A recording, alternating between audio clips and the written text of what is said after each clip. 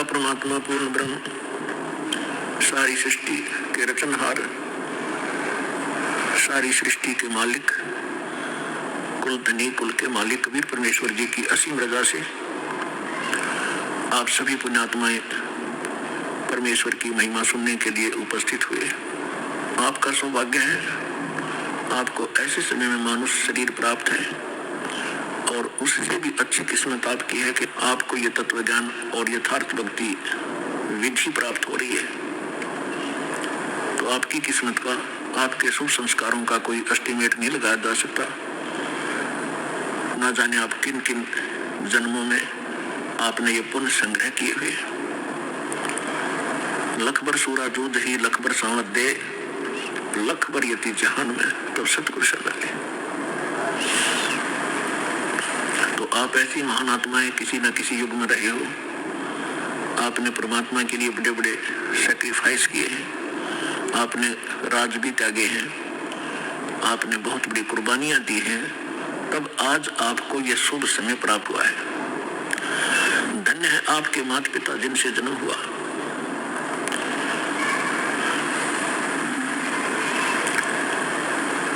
परमपिता परमात्मा की असीम रजा से आप यहाँ पहुंचे हो।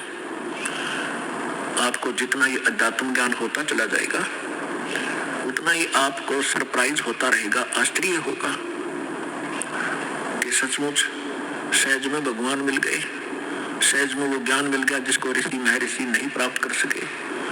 ब्रह्मा विष्णु महेश को भी वो ज्ञान प्राप्त नहीं हुआ जो आज आपको भगवान ने प्राप्त करा दिया और सहज में करा दिया।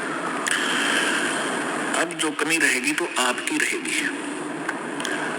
तो इसके विषय में परमात्मा कहते हैं स्वयं ही कि समझा है तो सिर दर पाओ और बहुर नीरे ऐसा दाओ। यदि आपको ये ज्ञान समझ में आ गया कि हम कहाँ रह रहे हैं और किस उद्देश्य से हम जी रहे हैं और हमने करना क्या चाहिए था, हम कर क्या रहे हैं, तो अब सिर पे पैर रख लो। सिर पे पैर रखना, बहुत तेज दौड़ना किसी आपातकाल स्थिति में कहीं कहीं पैर टिका करे व्यक्ति के। तो अब आपको ऐसा समय मिला है कि इस समय रहते रहते आप अपना कर्म बना गए तो मोक्ष प्राप्त हो जाएगा, सदा के लिए झंझट मिट जाएगा। आप इस लोक में रह रहे हो, आपके बच्चे आपको कितने प्रिय हैं, आपके माता पिता आपको कितने प्रिय हैं, आपके पति पत्नी भाई बहन आपको कितने प्रिय हैं। आजीवन आप जिस संपत्ति को संग्रह करने में लगाते हो आपको कितनी प्रिय है, उसके लिए ना जाने कितने झगड़े कर देते हैं, लड़ाई कर लेते हैं, मुकदमे कर देते हैं। तो ये कितनी अच्छी वस्तु है जिसको आप इतना लगाव रखते हो, तो और फिर ये तुरंत छोड़ देनी पड़ती है, मृत्यु हो जाती है। ये क्या कारण है? जब आपका ये कारण समझ में आओगा तब आपकी रुचि बनेगी परमात्मा के पाने में और सतलोक जाने की। अन्यथा ठीक है, जैसा करोगे अन्य कहीं आपको ऐसा स्थान नहीं मिलेगा जहां आपकी भक्ति शास्त्र अनुकूल हो। और शास्त्र अनुकूल साधना करने से आपके इतने शुभ संस्कार बन जाएंगे, यदि पार नहीं हुए तो आप ना जाने कितनी बार तो देवता बनोगे इस भक्ति से। इतनी महत्वपूर्ण भक्ति है, इतनी कीमती है, इसकी इतनी वैल्यू है। और ना जाने कितनी बार पृथ्वी के राजा भी बन जाओगे अपने ही पुण्य कर्मों से। और फिर उससे भी अधिक आप फिर कुत्ते गधे सुअर भी बनोगे। तो इस झंझट से छुटकारा पाने का अब समय आ गया है। अब इसको चूकना नहीं है। बुद्धिमान व्यक्ति हो, एजुकेटेड हो गए, परमात्मा ने हर तरह से रजा बख्श रखी है, आपको शिक्षित किया, सब ग्रंथों से दास को परिचित किया और फिर ऐसे इंस्ट्रूमेंट बना दिए कि आप घर बैठे देख सकते हो। अब भी कोई परमात्मा प्राप्ति नहीं कर सकेगा, सतलोक जाने की इच्छा जिसकी नहीं बनेगी तो फिर वो मनुष्य के शरीर में पशु ही है, मनुष्य नहीं है। इस ऐसा ज्ञान परमात्मा ने आपके रूबरू करा दिया है। जिस दिन आपकी इसकी रुचि बनेगी, ये ज्ञान समझ में आओगा, आपको इस लोक की कोई भी वस्तु अच्छी नहीं लगेगी। इंद्र दा राज काग दा बेस्टा, स्वर्ग के राजा की गद्दी भी आपको ऐसी बुरी दिखाई देगी जैसे काग की बीट होती है, टट्टी होती है। और अब तक हम एक सरपंच बन जाओ तो काग बीट से फिरें, एमएलए बन जाओ तो पता नहीं क्या बन गए, मंत्री मुख्यमंत्री बन जाओ इस छोटे से टुकड़े के, तो हमारी बुद्धि खराब हो जाती है। इस ज्ञान से सेटिंग होगी, यहाँ से इच्छा हटेगी, आपने देखे होंगे मुख्यमंत्री हेलीकॉप्टर से जा रहे थे, आगे उनके स्वागत के लिए माला लिए खड़े थे, रास्ते में क्रैश हो गया हेलीकॉप्टर और उस भगत जी के हाथ भी ना पाएगी 3 दिन तक। तो खाक है यह जीवन। तो आपने गहराई से सोचना पड़ेगा। ये कोई बूम बाट के गीत नहीं है, परमात्मा का बता आध्यात्मिक मार्ग है। और परमात्मा कहते हैं ये कहने सुनने की बात नहीं है, ये कर पाने की। पुण्यात्माओं, आपको आज के सत्संग में सुबह सुनाया था कि परमात्मा स्वयं आते हैं यथार्थ ज्ञान बताने के लिए और अपनी प्यारी आत्माओं को, अच्छी आत्माओं को मिलते हैं। गोता मारो स्वर्ग में, जा बैठूं पाताल, गरीब दास ढूंढता फिरूं अपने हीरे मोती लाल। कबीर साहब गरीबदास साहब जी को मिले, सतलोक में लेकर गए, जहां से हम आए हैं, जहां हमारा निज स्थान है, जहां हमारे पिता रहते हैं। और वो प्रेम पिता फिर वापस छोड़ के गए उनको इस पृथ्वी पर।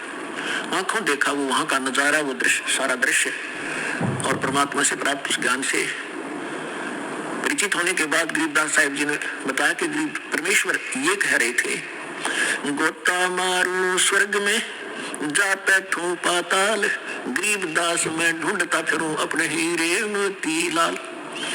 आप उस परमात्मा के वो हो हीरे और मोती, यानी बहुत ही प्रिय आत्मा हो। आप तक परमात्मा ने किसी भी माध्यम से संदेश पहुंचाया है और अपनी शरण में लिया है। आप वो पुण्यात्मा हैं। अब जब परमात्मा यहाँ आए हुए थे, घर घर डोला करते थे, कहीं भी चौराहे पर खड़े हो जाते थे, एक तारा लेके अपनी अमृत वाणी को सुनाया करते थे। परमात्मा की वाणी में आत्मा को अट्रैक्ट करने का इतनी पावर है जैसे चुंबक लोहे को खींच लेती है। अब इस मालिक की वाणी को सुनकर आत्मा अपने आप जैसे खिंचाव होता है और ऐसे परमात्मा की वाणी इसको बंधेड़ कर रख देती है, इसको विवश कर देती है सोचने के लिए। तो कर क्या रहे हो, करना क्या चाहिए था। पृथ्वी पति चकवे गए, जिनके चक्र चलंत, रावण सरीखे कौन गुण भाई ऐसे गए अनंत। सर्व सोने की लंका थी वो, रावण से रणधीरम, एक पलक में राज विराजी जम के पड़े जंजीरम। सुखदेव ने 84 भुगती बना पजावे खरवो, तेरी क्या बुनियाद पुरानी तू पेंडा पंथ पकड़ो। आए हैं सो जाएंगे ये राजा रंग फकीर, एक सिंहासन चढ़ चले एक बंधे जात जंजीरे। कबीर हरि के नाम बिना ये राजा रसद हो, मट्टी लदे कुमार के भाई घास न डाले कोई। पुण्यात्माओं, ये भगवान की बताई वाणी दास बोल रहा है, जो परमेश्वर स्वयं आकर बोलते हैं। जैसा गीता अध्याय नंबर 4 के श्लोक नंबर 32 में आपको प्रमाण बताया था कि गीता ज्ञानदाता कहता है कि वो परमात्मा स्वयं आकर अपने मुख कमल से जो ज्ञान देते हैं वो तत्व ज्ञान है। और उस ज्ञान में वो विशेष जानकारी है आध्यात्मिक यज्ञों की, यज्ञ माने धार्मिक अनुष्ठानों की। और उसको तत्वदर्शी संत ही बता सकते हैं, उस परमात्मा के उस तत्व ज्ञान को। तो ये वो तत्व ज्ञान की वाणी है जो भगवान ने बता रखी है।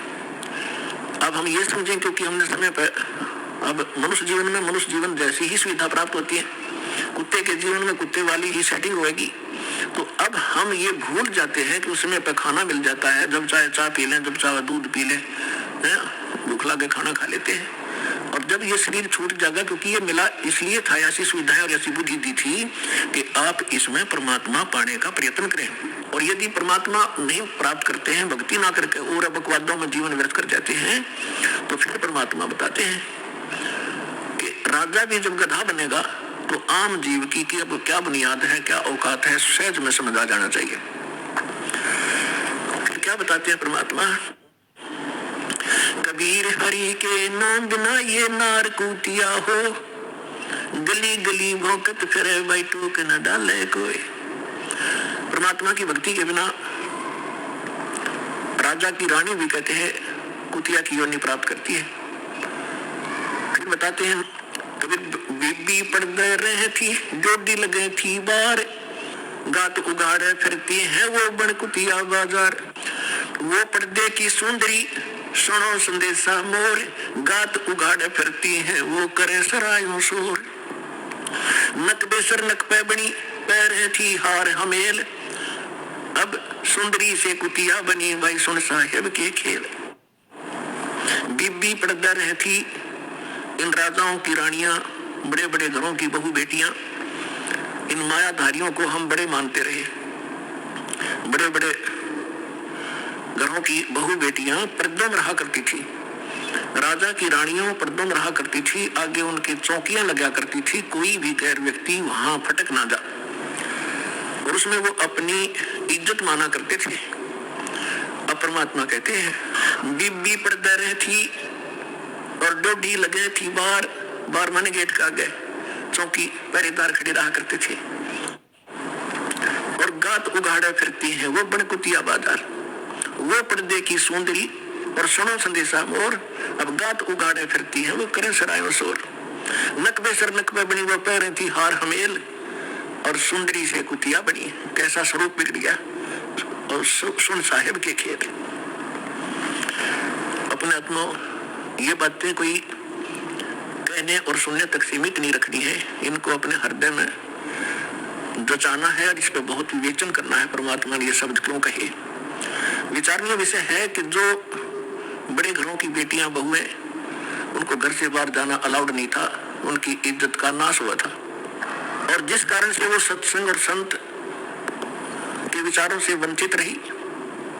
जब वो रानी थी, सुंदर गहने पहना करती थी, आभूषण पहना करती थी, काजू किशमिश और बादाम युक्त हलवे और खीर खाया करती थी, क्योंकि उनके पूर्व जन्म की कमाई शुभ संस्कार उनके साथ थे। भविष्य में कोई चार्जर लगा नहीं, भविष्य में कोई उनको ऐसा संत मिला नहीं, भक्ति करने ज्ञान सुनने का कोई अवसर न मिलने से उन्होंने मानुष जीवन बर्बाद कर दिया। काजू किशमिश बादाम के हलवे खीर खाया करती थी और जूठा छोड़ा करती थी, उनकी नौकरानियां खाया करती थी। एक परमात्मा की भक्ति ना करने से वो अगले जन्म में कुतिया की योनि में जाती है। अब कुतिया के जीवन से आप खूब परिचित हैं, फिर भी परमात्मा ने आगे बताया है कि वही रानी जो पर्दों में रहा करती थी, जिनकी इज्जत नाश हो जाती जब सत्संग में चली जाती थी, अब वो इज्जत कुतिया बनकर घूम रही है, निवस्त्र हो रही है। तो परमात्मा कहते कुल करने के कारण जो जीव गया बिगो, इसने अपना भट्ठा बैठा लिया इस लोक लाज के कारण, और जब ये कुल के कर लेगा, जब तू चार पाया का हो, गधा बनकर कुतिया बनकर घूमोगे, जब ये तेरा खानदान तुझे क्या सहारा देगा? तो इसलिए परमात्मा ऐसी ऐसी चोट मारा करते थे, सूती आत्मा को जगाया करते थे जगह जगह खड़े होकर। और आत्मा इतनी अचेत कर रखी इस काल ने, पहले तो ज्ञानहीन बनाई और फिर मोह ममता में फंसा रखी, तेरा बेटा या तेरी बेटी है, तेरी कार या तेरी कोठी, और काम नहीं करेंगे, भक्ति का समय कब मिलेगा, हमें टाइम ही नहीं मिलता। अब तो सभी ये कहते हैं कि फुर्सत नहीं है, टाइम नहीं मेरे पास। कोई किसी ने तो ये धारणा बना रखी है कि भक्ति तो बुढ़ापे में करा करें, जवान बच्चों का, जवान बेटियों का के काम सत्संग में जाने का फूट के बाग हमारे, बुढ़ापे में भक्ति होगी, पता कर लो बुढ़ जाते हैं, कदे दांत निकलवानी, कदे आंख बनवानी, कदे पिंडी बढ़के, कदे बीपी आई, कदे लोग को शुगर बढ़ गई, वो तो ब्रह्म माटी का दौर है बुढ़ापे में। अगर पहले से ही भक्ति शुरू करेंगे तो बुढ़ापा भी हमारा रोग रहित परमात्मा की शक्ति साथ रहेगी, तब वो ठीक रहेगा। अब परमात्मा की भक्ति का आधार देखिएगा, तो जैसे प्रहलाद थे 10 वर्ष के थे और 10 वर्ष के भक्ति में लग गए थे, ध्रुव 5 वर्ष के ही थे, और परमात्मा के इस तत्व ज्ञान के अंदर सूक्ष्म वेद में बताया है कि 3 वर्ष के बालक को परमात्मा का मंत्र प्रथम मिल जाना चाहिए। यही वेद प्रमाणित करते हैं। 3 वर्ष की आयु में 3 वर्ष जो परम संत होगा वो 3 वर्ष की आयु के बच्चों को ही उपदेश देना प्रारंभ कर देगा। और यदि हम इस इंतजार में रहेंगे, बुढ़े होकर वृद्ध होकर के भक्ति करेंगे, बच्चों से फारिग बोले और मृत्यु हो जाए 20 साल की उम्र में, प्रारब्ध इतना ही हो, फिर कहाँ करेंगे? तो बचपन से ही मालिक का सहारा मिल जाएगा तो हमारी एज भी एक्सटेंड होगी, आयु भी बढ़ेगी, साथ देगा भगवान, पाप से बचेंगे, भक्ति संग्रह होगी, सौ हमारी मुसीबतें टलेंगी। तो यहाँ परमात्मा बताना चाहते हैं कि अभी तक हमें तत्व जानना मिलने से हम लोक वेद, दंत कथा और अपने अनुसार ही सब ज्ञान विचार व्यक्त किया करते थे जो व्यर्थ थे। तो परमात्मा ने जगह जगह जाकर के ये ज्ञान दिया 64 लाख परमेश्वर के शिष्य हो गए थे, 64 लाख। आज तो पुण्यात्माओं एक चैनल से टीवी चलता है, प्रोग्राम चलता है तो करोड़ों व्यक्ति घर बैठे देख सकते हैं, करोड़ों टीवी लगवा दिए दाता ने। पहले परमेश्वर ने अपनी आध्यात्मिक पावर का प्रयोग किया, आज वो नहीं हो सकता, क्योंकि परमात्मा हर एक काम को एक सीक्रेसी के हिसाब से करते हैं। यदि आज परमात्मा वो लीला करते हैं, आज तो सबके पास मोबाइल है, एक सेकंड में बता दे गुरुजी वहां थे, गुरुजी ने वहां सत्संग किया, वहां मिले, तो एक लोग उसको फिर दूसरे ढंग से ले जाते कि वो तो जादूगर है और फिर परमात्मा को ग्रहण नहीं करते। तो आज परमात्मा ने वैज्ञानिक तरीके से ही अपना ज्ञान अपने बच्चों तक पहुंचाया है। और परमात्मा घर घर जाया करते थे, सत्संग किया करते थे, और परमेश्वर की शरण में आने से वो दुखी प्राणी सुखी हुआ करते थे। एक ब्राह्मण परिवार था, उसके 2 लड़के 2 लड़कियां थी और चारों बच्चे मेंटली डिस्टर्ब। पत्नी को भी प्रेत बाधा और उनके उपचार के लिए बहुत पैसा व्यर्थ हुआ और कंगाल हो गया, निर्धन हो गया। रिलेटिव्स भी, उस नाती भी, रिश्तेदार भी उससे नफरत करने लगे। और उन्होंने एक रामानंद नाम के स्वामी रामानंद जी, काशी के एक प्रसिद्ध संत थे, उनसे भी दीक्षा ली और उनसे भी ट्रीटमेंट अपना समाधान चाहा। उसी समय परमेश्वर आए हुए थे, एक शिशु रूप धारण करके प्रकट हुए थे। काशी शहर के लहर तारा नामक एक सरोवर के ऊपर कमल के फूल पर अपने सतलोक से आकर बालक रूप धारण किया था। नीरू और नीमा नाम के 2 निसंतान पति पत्नी थे, वो परमात्मा को घर ले गए थे। वहां उनकी परवरिश कुंवारी गाय के दूध से हुई थी। धीरे धीरे बड़े हुए तो वो वही व्यवसाय जो नीरू किया करता था, दुल्हे का काम करने लगे और साथ में अपना जिस उद्देश्य को लेकर आए थे प्रचार भी किया करते थे। इसी दौरान परमात्मा ने एक लीला की थी, वो अलग कहानियां फिर से सुनाएंगे। अब इतना सुनाएंगे कि स्वामी रामानंद जी और परमेश्वर कबीर जी की गोष्ठी हो रही थी, बैठे थे। उसी समय वो ब्राह्मण पहुंच गया वहां पर और उस ब्राह्मण ने अपने गुरुदेव स्वामी रामानंद जी से कहा कि गुरुदेव, मैं अति दुखी हो चुका हूँ, अति आर्त हूँ, आपकी शरण आया हूँ, मुझे कोई समाधान बताओ। तो रामानंद जी ने उनको बहुत सारे जंतर मंत्र और बहुत से और भी दान धर्म के तरीके बताए थे, उनसे भी उसको कोई राहत नहीं मिली। तो पुण्यात्माओं, आप जो भी कोई दुखी प्राणी होता है वो परमात्मा की राहत लेने के लिए संतों के पास जाते हैं, या उसको जो भी कोई बता दे कि वहाँ झाड़ा लगाते हैं, वहाँ कोई ओझा बैठा है, तो वहाँ भी जाते हैं। तो जितने भी संत हैं पहले अपनी क्रिया बताते हैं, आप ऐसे करो, ये मंत्र जाप करो, ये ऐसा दान करो। उनसे भी कोई लाभ नहीं होता है तो सभी लास्ट में ये कह देते हैं कि ये आपके प्रारब्ध में निहित है, अर्थात आपकी किस्मत में लिखा है, ये आपने भोगना पड़ेगा। फिर उदाहरण देते हैं कि जैसे भगवान श्री राम ने बाली को मारा था, जो सुग्रीव का भाई था, वृक्ष की ओट लेकर, और उसका भी बदला भगवान ने भी देना पड़ा श्री कृष्ण रूप में। एक शिकारी ने उनके पैर में तीर मारा, विषाक्त, और तब श्री कृष्ण जी की मृत्यु हुई। वो मारने वाला कौन था? वो शिकारी, वो बाली वाली आत्मा थी और श्री कृष्ण राम वाली आत्मा। तो इस तरह की अटकल देकर के रामानंद जी ने उस ब्राह्मण से कहा कि भाई, ये तेरे प्रारब्ध के अंदर लिखा है, ये किसी भी तरीके से नहीं कट सकता। मैं जो विधि जानू था मैंने सारी बता दी। उसी समय परमेश्वर ने कहा, स्वामी जी आप बड़े विद्वान हो, वेदों को भी जानते हो, क्या वेदों में भी ऐसा नहीं लिखा कि परमात्मा जीव के सर्व पाप नाश कर सकता है? यानी पाप से ही दुख है। पाप जो प्रारब्ध में लिखा गया है, किस्मत में लिखा गया है, तो उसको प्रारब्ध का कष्ट कहते हैं, संकट कहते हैं, और वो भोगना ही पड़ता है, भोगने से ही समाप्त होता है। तो परमेश्वर ने प्रश्न किया, क्या स्वामी जी आप, क्या वेदों में भी ऐसा ही लिखा है? स्वामी जी ने तपाक से कहा कि हाँ ऐसा ही लिखा है, किसी वेद में ऐसा प्रमाण नहीं, सब ये लिखा कि अपना कर्म भोगना ही पड़ेगा। तो परमेश्वर ने कहा कि यजुर्वेद अध्याय नंबर 8 के श्लोक नंबर 13 को देखिए स्वामी जी। अब उनको जुबानी याद था, अपने आत्मा या बिजली गिरी हुई है। सदग्रंथों को कंठस्थ याद कर रखा था इन ब्राह्मण लोगों ने, और इनको कख नहीं पता था ये बता क्या रही है। रामानंद जी का सिर घूम गया। एक दानक का बालक, दान दुलाहे का लड़का, कदे इसने वेद देखे भी को नहीं, और आज इसने मंत्र बता दिया। 104 साल के उसमें परमात्मा के उनके जीवन में लीला में जीवन जो परमात्मा से दिखा रहे थे। 99 वर्ष का अंतर था, 99 वर्ष बड़े थे परमात्मा से, और सारा जीवन ही उन्होंने वेद और गीता पुराणों के अध्ययन में बताया था। तो परमेश्वर ने कहा, कबीर साहब ने कहा, स्वामी जी यदि प्रारब्ध का कष्ट भोगना ही पड़ गया तो भक्ति की क्या आवश्यकता फिर? अगर किसी के संस्कार में दुख है और दुख है भोगना ही पड़ेगा, फिर भक्ति ने शर्म में मारेंगे, क्या आवश्यकता है इस भक्ति की? कौन करेगा भक्ति? क्या आवश्यकता परमात्मा की? वो भक्ति इससे हटकर है, और वो मंत्र मेरे पास है। अपने आत्माओं जो दुखी व्यक्ति है उसको तो संकेत चाहिए। उसने तभी पूछा कि आप कौन हो भाई? ये भगत जी आप कहाँ रहते हो?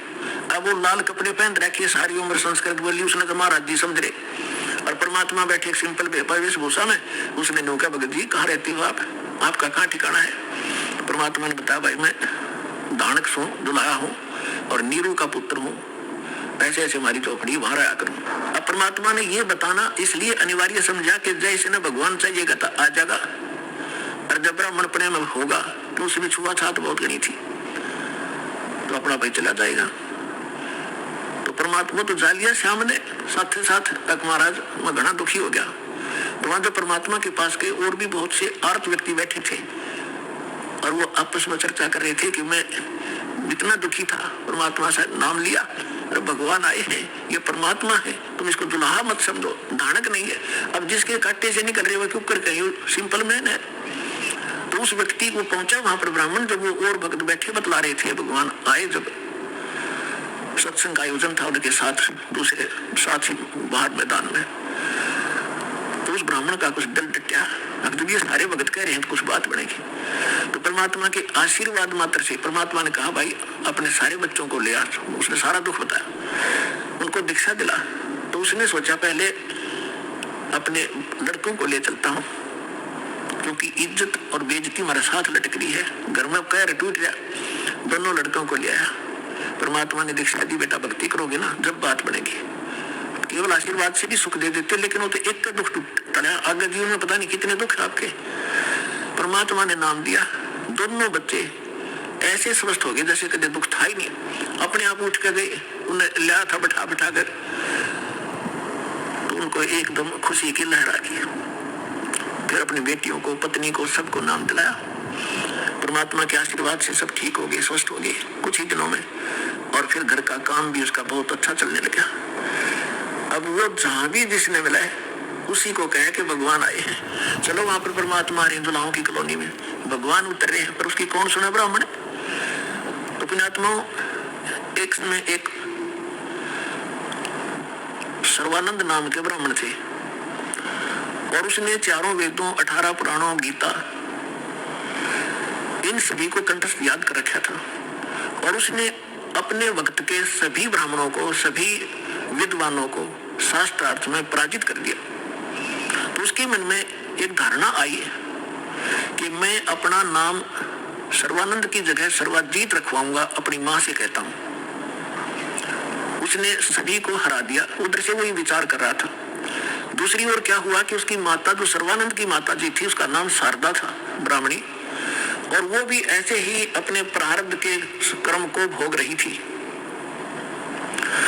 अब ब्राह्मण होने के नाते, और अब उसका पुत्र विद्वान, जिसने सब विद्वानों को पराजित कर दिया, अपने पुत्र से भी सारे जंतर मंत्र, जो भी गायत्री मंत्र वगैरह अनुष्ठान बताए बेटे ने, वो भी कर लिए।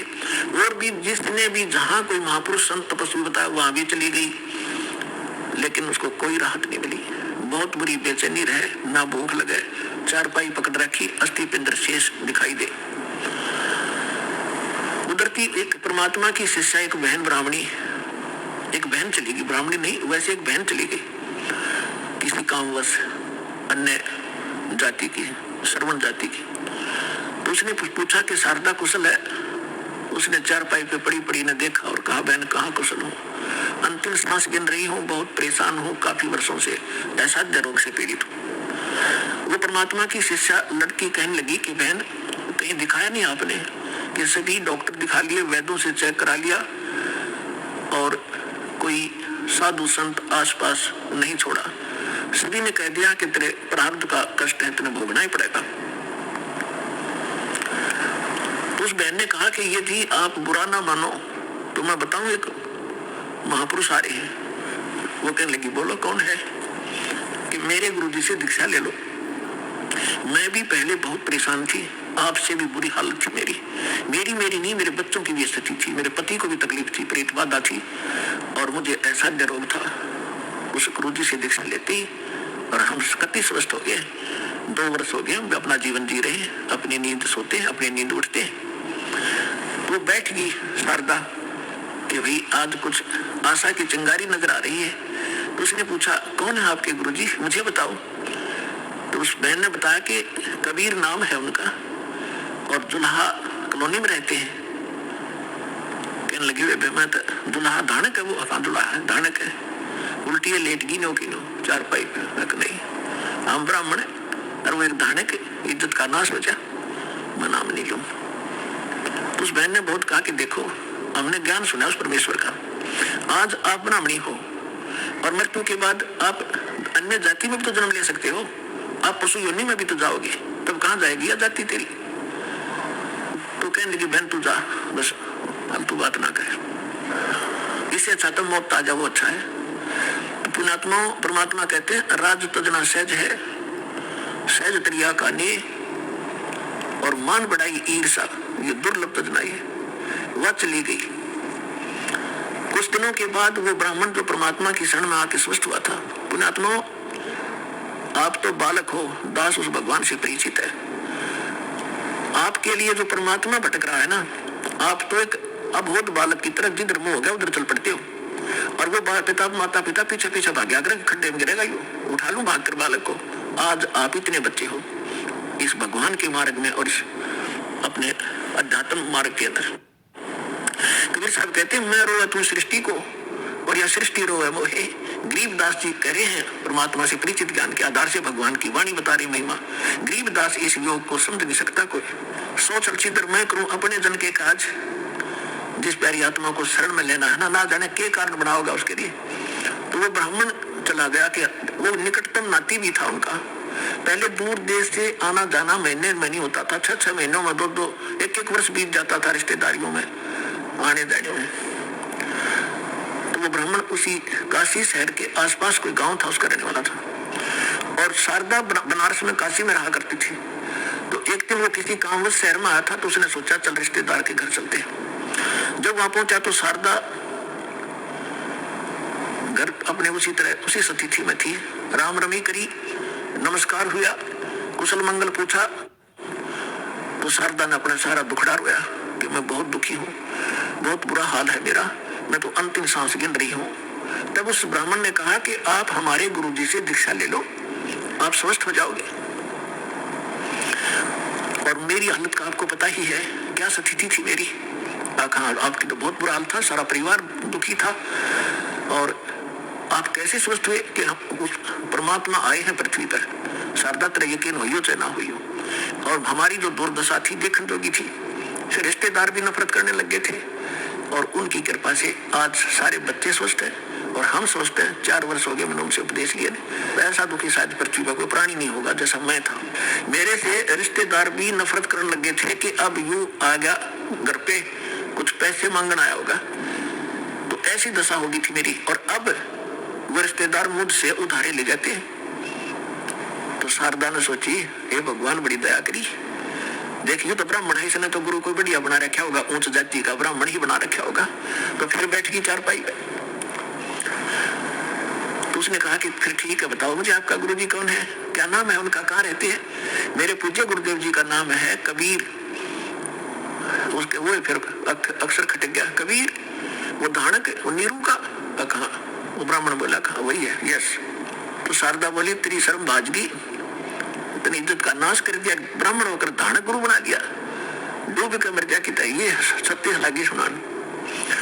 तब अब उस पंडित जी ने कहा कि मिश्रानी बात सुन ले, यह शिक्षा मेरे देने की जरूरत नहीं है, मैंने देख लिया। ब्राह्मण जब कित गए थे जमीरी दुर्गति हो रही थी, चोने भी ना देते, अंतिम सांस गिरों था, बुरा हाल हो रहा था।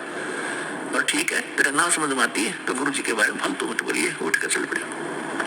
अब ये बात उसका घर कर गई कि सचमुच ये तो घना बुरा हाल था इनका, शारदा के, और इनका जीवन इतना सुखी हो गया।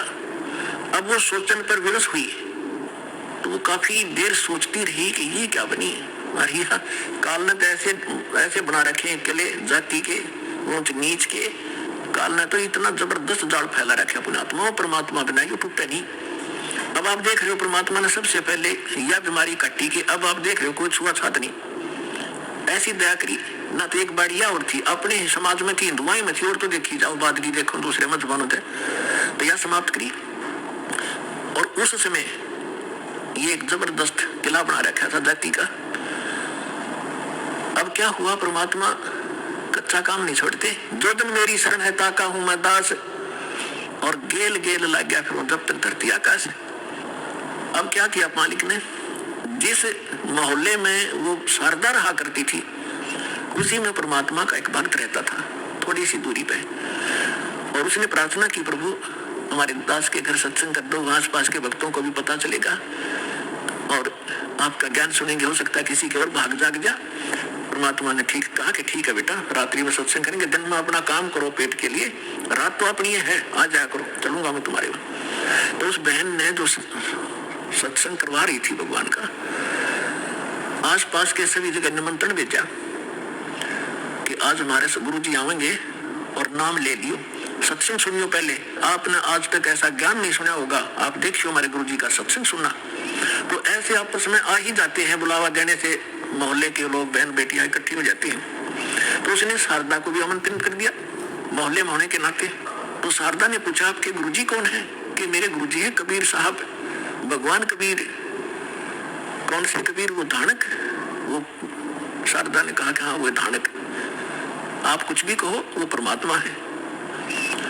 अब शारदा ने क्या स्कीम बनाई है कि भी ऐसे जाऊंगी तो बात बिगड़ेगी, लोग हंसी करेंगे। एक ब्राह्मणी होकर दानक से दीक्षा लेने चल पड़ी और उधर से दुखी दुख का पहाड़ टूट गया। तो उसने अपने ही मन में एक ऐसा विचार किया कि मैं जाऊंगी जरूर, सुना है कि आशीर्वाद लेने मात्र से सुख भी हो जाता है। यदि मैं सुखी होगी, मेरा ये दुख दूर हो गया, उनके आशीर्वाद से मैं वहीं चरण पकड़ लूंगी, फिर कतई नहीं लोक लाज करूं। अब परमात्मा कहते करा करावे साइया, मन में लहर उठा, दादू से दर्जीव के वो अब बगल हो जाए। तो पहले रात्रि का समय था, पहले एक जोत जलाया करते देसी घी की, वही तो हवन का काम कराया करती और वही रोशनी का वहां चानना उसी से बनाया करते थे। एक जोत जला रखी देसी घी की, उसी आंगन में थोड़ा सा टमटमाती सी रोशनी थी। अब सभी बहन भाई आ रहे थे, एक साइड बहन बैठ रही थी, एक साइड भक्त बैठ रहे थे, बीच में रास्ता था, सामने भगवान बैठे थे आसन पर। अब शारदा आई, मुंह पर घूंघट काट कर, उसने ये सोचा था कि ऐसा घूंघट काट कर औरतों में जाकर बैठ जाऊंगी, प्रणाम कर जैसे वो क्रिया करेंगे और मुझे कोई पहचानेगा नहीं। अब जो ही सभी बहन आ रही थी, भगवान के चरण ले रही थी और बैठती जा रही थी।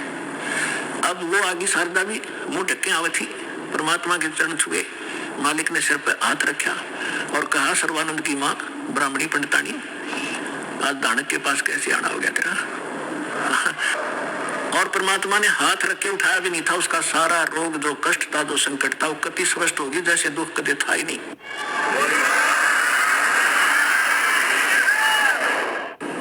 और ऊपर से परमात्मा ने कहा कि कहा कैसे आगे सर्वानंद की माँ, तू एक दानक से क्या कहेंगे तेरे को, जो पंडित लोग जात से घेरेंगे।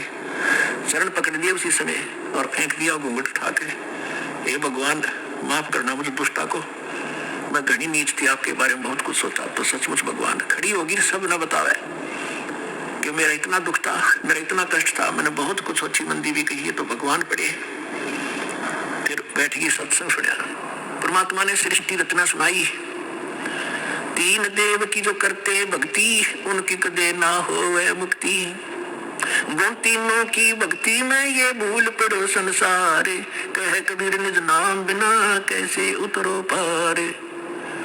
अब शारदा को जितना ज्ञान था राम और कृष्ण, विष्णु और शंकर का, ब्रह्मा जी को तो हम भक्ति करते ही नहीं थे, श्री विष्णु जी और भगवान शंकर की तो हम खूब भक्ति कराया करते।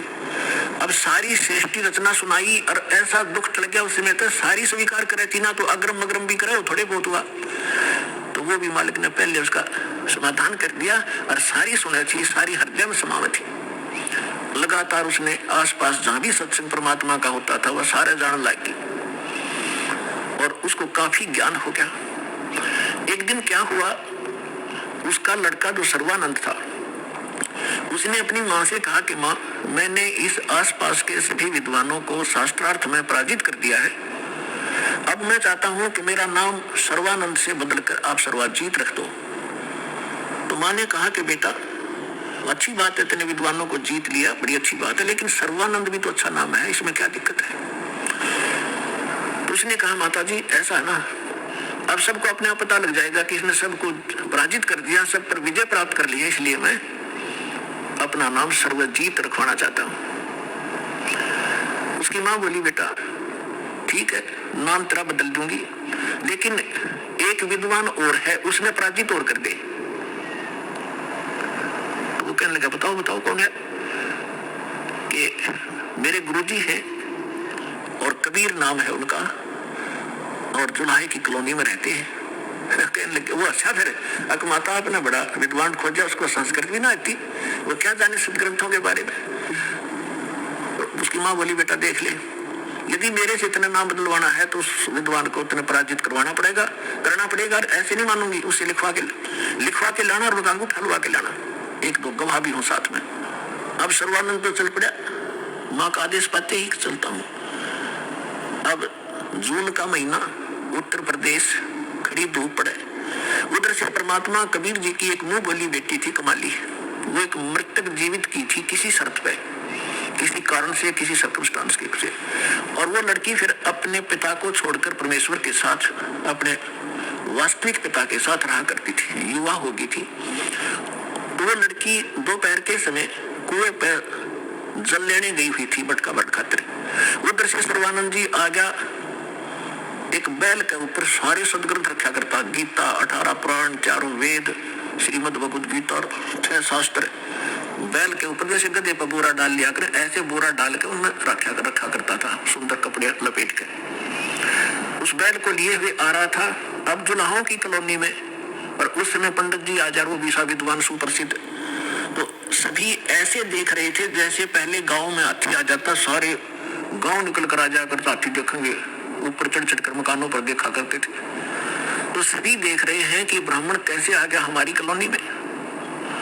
अब देखो लीला दाता की, उसको इतनी भयंकर प्यास लगा दी, उसकी आंखों में प्राण आ गए सर्वानंद के, और सामने वाली लड़की पानी भरने लग रही, उसके पास आकर कहा कि लड़की जल्दी पानी पिला बेटी, मेरे प्राण निकलने जा रहे हैं। तो लड़की ने बाल्टी उसके गद्दी के लिए पी लो, उन्हें अपना करमंडल ले रहा था, उसमें डालकर गट गट पी लिया।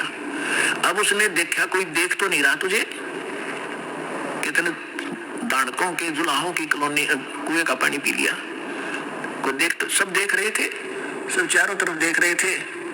तो उसने अपनी इज्जत बचाने के लिए लड़की को डांटा कि ये लड़की ये किस जाति का कुआं है। वो लड़की ने कहा जी दानकों की कॉलोनी में तो दानकों का कुआं हुआ कर, ब्राह्मणों का नहीं हो सकता। ये तूने पहले क्यों नहीं बताया मुझे? पंडित जी पानी पी कर जात नहीं पूछा करते, तू पहले पूछता, जब तक तेरे पसीने आ रहे थे तेरी जान जाने वाली थी, अब तुझे जाति दिखाई देती है। मर जाता 2 मिनट तुझे पानी नहीं मिलता तो फिर कहता है बेटी छोड़ इन बातों को, यहाँ कबीर कहाँ रहता है? तो लड़की ने कहा कि कबीर कागर शिखर में सतलोक में रहता हो, झांस ले ली गैल और पाँव न टिके पपील के, तू पंडित लाद रहा बैल। लड़की ने कहा कि तुझे कबीर चाहिए, वो कबीर सतलोक में रहता है गगन में, और जहां तक चिट्टी का पैर नहीं टिक सकता तू इन पोथियों से जाएगा वहां कबीर से मिलने। तो कहने लगा ए लड़की गणी ना बोल रहा है, मैं बता यहाँ कहाँ रहता है इस कॉलोनी में? वो लड़की बोली आ जाओ मेरे पीछे पीछे, मैं उन्हीं की बेटी हूँ। अब और लड़की मटका उठा के चल पड़ी, शर्मानंद बैल हाँ के पीछे पीछे। लड़की थोड़ी आगे चली गई और जाकर कहा, पिताजी एक ब्राह्मण आवा है, सारे पोथे लिए, आपको पूछ रहा है, आपके साथ अवश्य कोई वाद विवाद करेगा। परमात्मा ने कहा, बेटा कोई बात नहीं, ज्ञान की चर्चा तो होनी चाहिए, अच्छी बात है, उसको बुला लो अंदर।